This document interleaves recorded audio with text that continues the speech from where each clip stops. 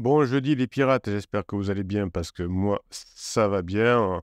On est au lendemain de la sortie de la formation sur le jugement, hein. Vous avez compris que quand votre conjoint vous juge, ça peut mal tourner. Quand votre conjoint vous juge, c'est peut-être qu'il est en faiblesse. Eh bien, il faut savoir comment réagir à ce moment-là pour ne pas envenimer la situation. Et il faut évidemment comprendre pourquoi votre conjoint vous juge. Tout ça, c'est dans la formation de cette semaine qui se trouve en descriptif de cette vidéo. Vous pourrez retrouver votre conjoint si vous êtes en couple depuis très longtemps.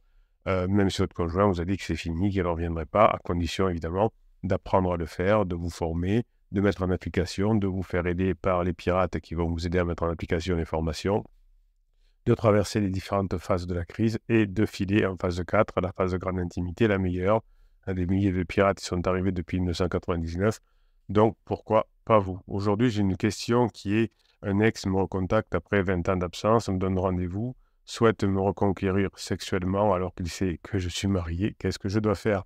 Alors, votre conjoint, parfois, surtout si c'est une femme, peut être aussi dans cette situation-là, quelqu'un qui revient du passé. Qu'est-ce que je dois faire? Comment je dois faire? Qu'est-ce que ça veut dire? Pourquoi revient-on du passé comme ça tout d'un coup? Eh bien, souvent, on a entendu une phrase: le temps guérit toutes les blessures. Mais est-ce que les neurosciences nous expliquent que c'est vrai? Est-ce que le simple fait de laisser passer les années suffit d'effacer les traces d'une histoire d'amour qui a marqué notre vie? Eh bien, c'est pas si sûr, car en fait, vous avez compris, le cerveau humain a tendance à idéaliser le passé et à oublier les aspects négatifs d'une relation. Cela crée une illusion de nostalgie qui peut nous empêcher d'apprécier le présent et de construire l'avenir. Alors, comment expliquer ce phénomène? Bien, il faut savoir que les souvenirs ne sont pas enregistrés de façon fidèle à la réalité. Ils sont reconstruits à chaque fois qu'on les évoque et ils sont influencés par nos émotions et nos attentes.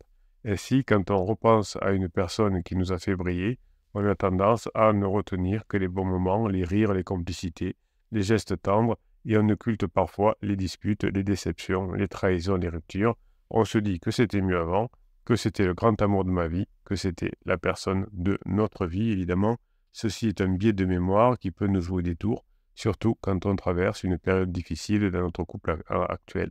Alors oui, on peut être tenté de renouer avec son ex, de lui donner rendez-vous, de revivre avec lui une passion oubliée. C'est peut-être ce que votre conjoint a envie de faire. Votre conjoint se dit que c'est une seconde chance, que c'est le destin, que c'est la preuve qu'on s'aime encore. Mais attention, tout ceci est un piège, car en réalité, on ne retrouve pas la personne qu'on a aimée, mais on retrouve une image idéalisée et déformée de cette personne. On ne retrouve pas non plus le sentiment qu'on a éprouvé, mais une projection de nos besoins, une projection de nos fantasmes. On ne retrouve pas le bonheur qu'on a connu, mais une illusion de bonheur qui ne dure pas. Alors pourquoi ça se passe comme ça? Parce que le temps a passé, parce que les personnes ont changé, parce que la relation a pris fin et que certaines choses qui nous ont séparés ne reviennent plus en mémoire. Aujourd'hui, votre conjoint est en crise et il peut effectivement, avec sa mémoire défaillante, se rappeler que du passé. Sachez que le présent est plus fort que le passé et que le passé ne revient pas. Là, souvent, vous voulez montrer à votre conjoint que dans le passé, vous n'avez pas été si mauvais, etc., ça ne marche pas. Donc, que faire pour éviter le piège de l'histoire qui revient? Parce que peut-être vous aussi, vous aurez ce texte qui va revenir du passé. Si votre conjoint, pour le moment, est en crise et si vous vous sentez mal, peut-être que vous pourriez retomber dans le piège du passé.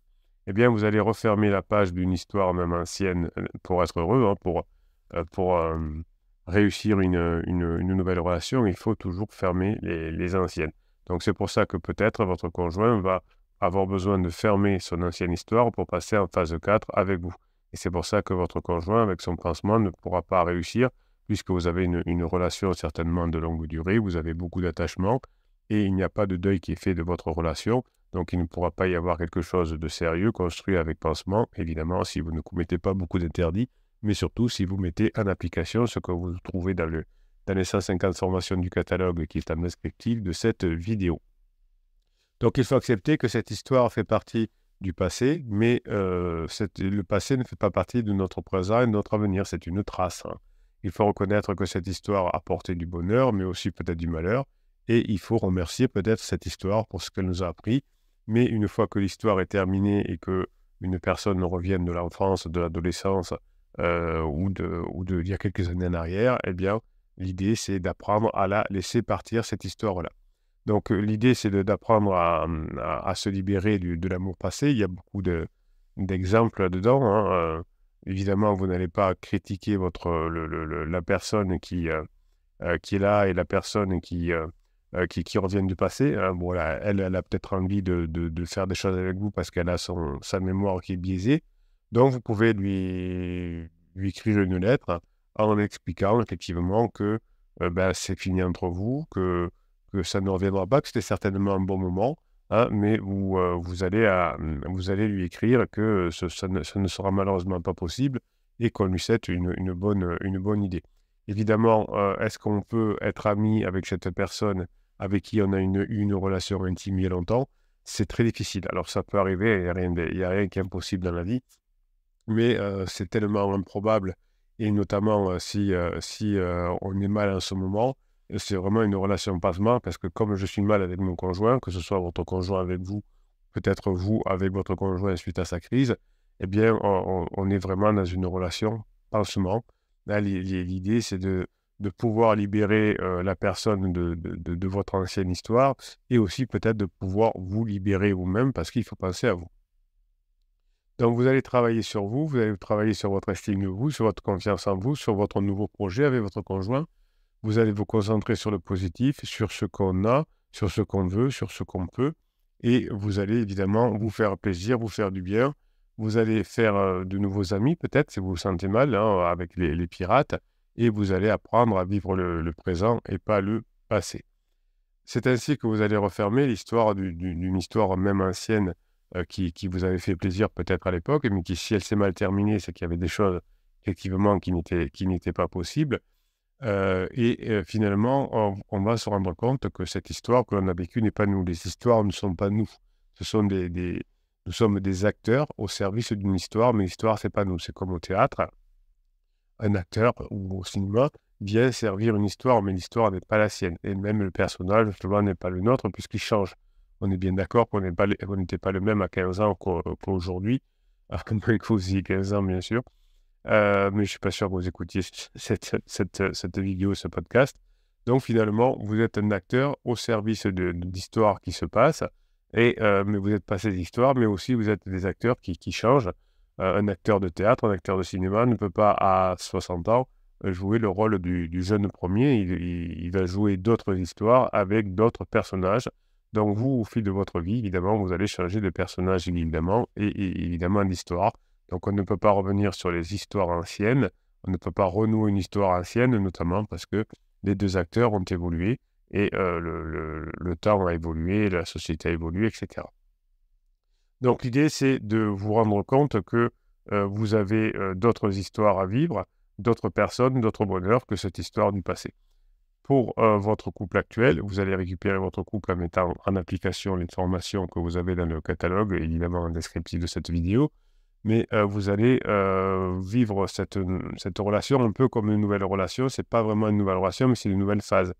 Hein. Effectivement, j'avais une cliente au bout du fil l'autre jour qui me disait que pendant les premières semaines de la phase de grande intimité, bien, elle avait l'impression de revivre une lune de miel. Alors, c'est pas la même histoire, c'est pas les mêmes acteurs, mais il y avait beaucoup de plaisir. Et ensuite, si on ne fait pas attention, après les retrouvailles, on peut retomber dans une phase semblable à la sécurisation si on n'a pas changé son comportement. Dans la vie, on est libre, hein, on est libre de son passé, on n'est pas prisonnier. On est vivant, mais on n'est pas mort. Si on reste sur le passé, on est mort. Si on est dans le passé, dans le présent, on va construire un avenir.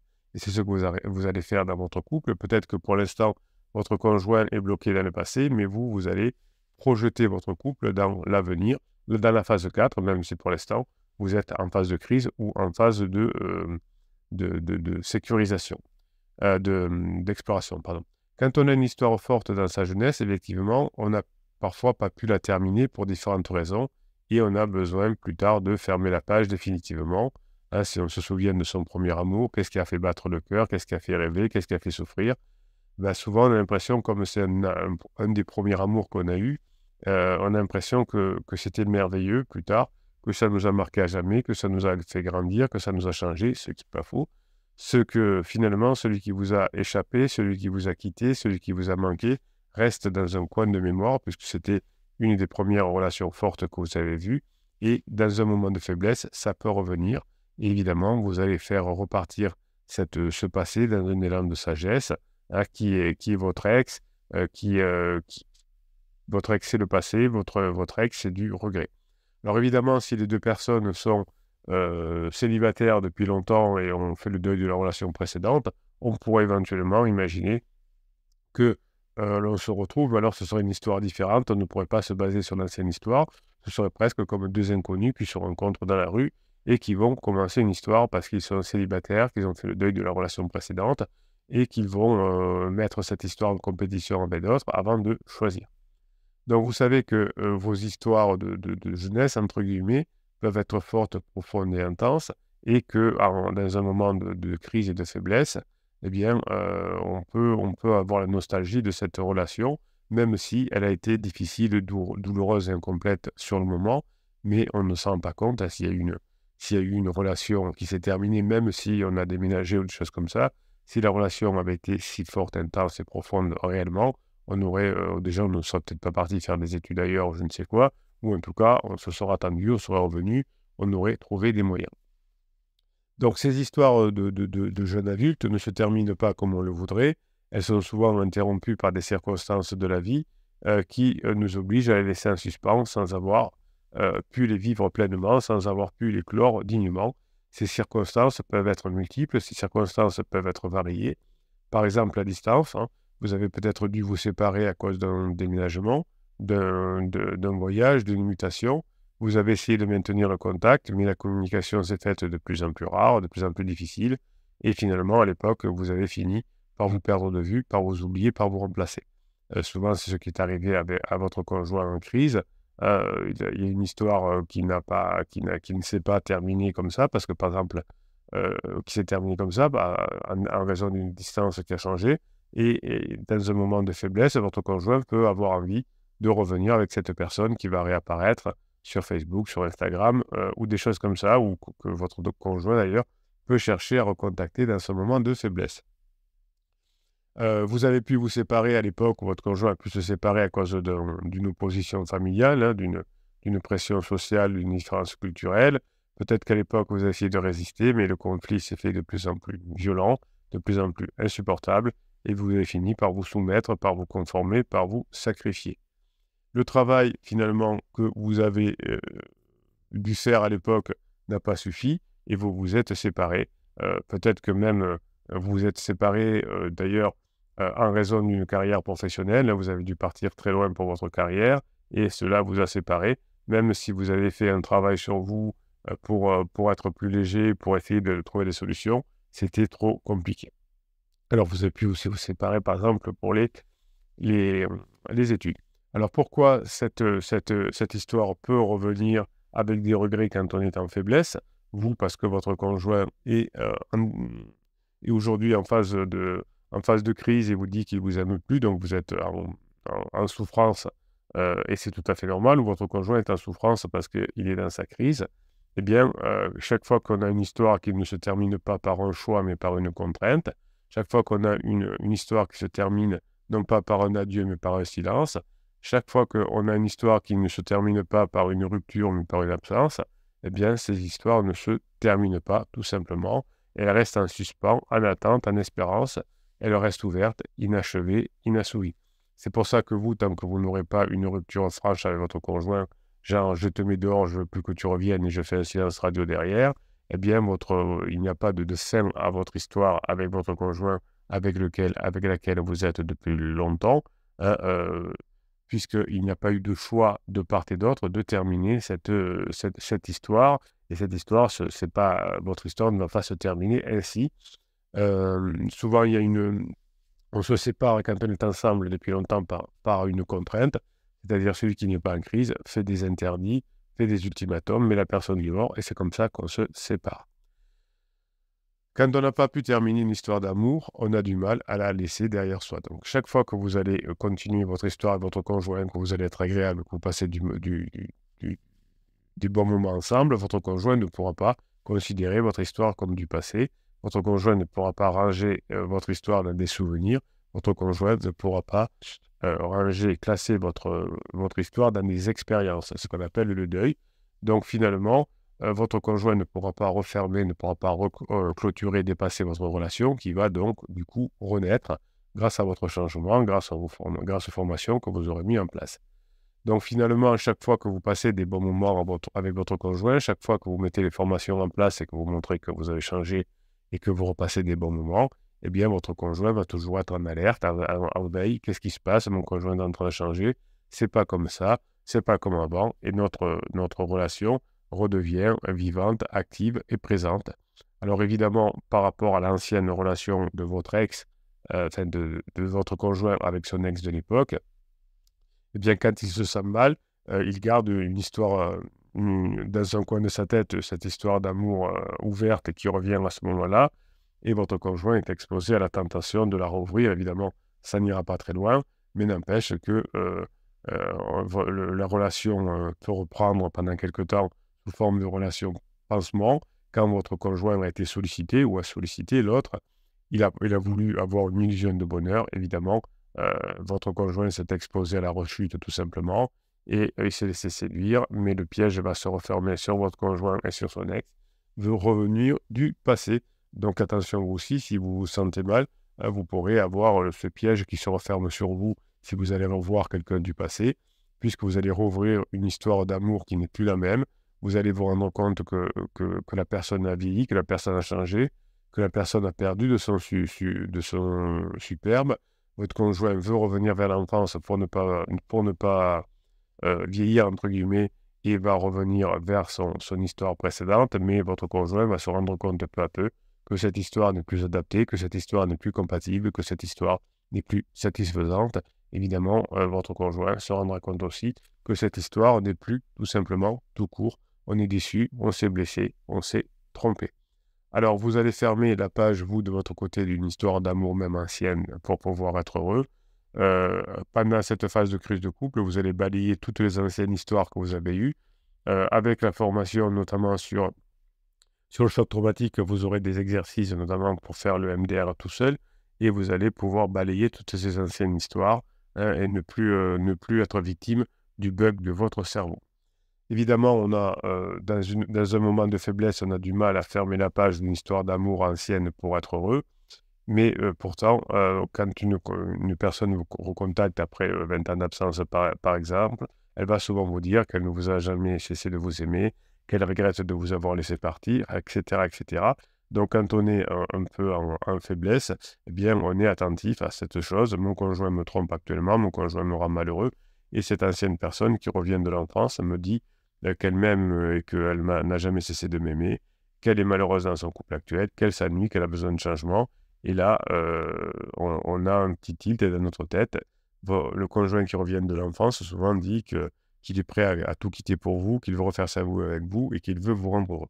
Souvent, quand on a eu une relation dans le passé avec un petit jeune homme, une petite jeune fille de notre âge à l'époque, on avait 18 ans, on avait 20 ans, on avait forcément à peu près le même âge. Le, le mari avait 18 ans et la conjointe en avait 19. Vous voyez, enfin, on était à l'école ensemble, on était à la fac ensemble, donc on avait à peu près le même âge. Donc on fait ces crises existentielles à la même âge, au même âge. Donc les deux peuvent avoir besoin d'une régression pour ne pas plaisir, pour ne pas souffrir. Et c'est pour ça que l'un des deux, on peut recontacter l'autre en voulant revivre cette histoire de jeune homme ou de jeune fille qui ne s'est pas terminée. On a l'impression de moins vieillir. Évidemment, on est trompé, on est leurré, hein, on va pas pouvoir être heureux dans cet ancien couple, mais évidemment, hein, ça va faire du mal. Quand on est en crise existentielle, le cerveau qui est complexe et trompeur est soumis à des biais et des illusions, et il est influencé par ses hormones et ses émotions, évidemment, hein, et tout ça va faire que on va avoir une vraie différence entre le désir et l'amour. Le désir, c'est une pulsion physique qui cherche à assouvir un besoin sexuel. Hein, c'est ce que l'on peut ressentir quand on est en phase de lune de miel. Donc, on a l'impression qu'on est re-amoureux de la personne. Et évidemment, hein, au contraire, vous avez une relation profonde avec votre conjoint, un sentiment profond d'attachement. Le désir est éphémère, alors que l'attachement est durable. Donc, vous allez pouvoir gagner le combat contre l'ex du passé, puisque le désir superficiel de ne pas vieillir, finalement, ne pourra pas, à la fin de la crise notamment, être en compétition avec l'amour profond. Donc, le désir et l'amour ne sont pas sont deux choses différentes, mais quand on est en, en difficulté, on peut être attiré par la dopamine, l'euphorie, la motivation, l'excitation, des choses qui vont nous rebooster parce qu'on se sent mal suite à notre crise existentielle ou peut-être suite à votre crise de couple. Mais à terme, cette dopamine ne va plus faire effet et c'est l'ocytocine, l'hormone de l'attachement, qui va retrouver entre vous et votre conjoint de la sécurité, de la tendresse. Vous allez vous rapprocher dans la phase 4 grâce à l'ocytocine qui est une source de bien-être.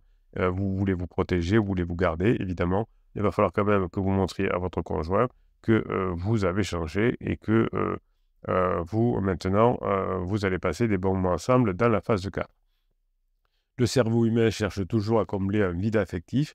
Il cherche à fuir une routine à la fin de la phase de sécurisation en se réfugiant dans une illusion de bonheur. Hein, le vide affectif que ressent votre conjoint ou que vous ressentez, c'est votre conjoint vous délaisse, est un sentiment de manque, de solitude et de tristesse. Peut-être que d'ailleurs, dans votre phase de sécurisation, vous avez un peu oublié votre conjoint qui s'est senti dans un vide affectif. Et finalement, ce manque d'amour, d'attention et de reconnaissance qu'a senti votre conjoint pendant la phase de sécurisation a pu entraîner la volonté de votre conjoint de fuir cette insatisfaction, cette frustration, cette déception, cette routine et à ce manque de nouveauté et est allé voir un pansement, alors un pansement tout à fait nouveau qui était une source de surprise, de changement. Et puis, votre conjoint aura peut-être aussi voulu changer la stagnation, la résignation et la soumission du vide affectif de la sécurisation en revenant en arrière pour repasser des bons moments avec son ex, avec une distraction, avec des compensations venues du passé. On refantasme sa personne du passé, on cherche une illusion du bonheur parce qu'on s'est senti frustré pendant toute la phase de sécurisation. Voilà, donc vous avez compris aujourd'hui que les relations qui viennent du passé ne fonctionnent pas. Je vous fais confiance pour vous, ne pas sombrer dans ce travers, dans cette illusion de revenir dans une relation passée. Et vous saurez évidemment que la relation de votre conjoint avec son ex revenu du passé ne peut pas durer longtemps puisque c'est une illusion.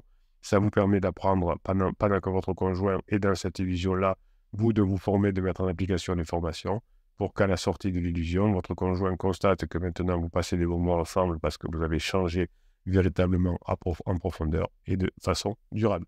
Je vous souhaite la journée que vous méritez. Je vous renvoie vers le catalogue des 150 formations en descriptif de cette vidéo et vous trouverez la formation de la semaine.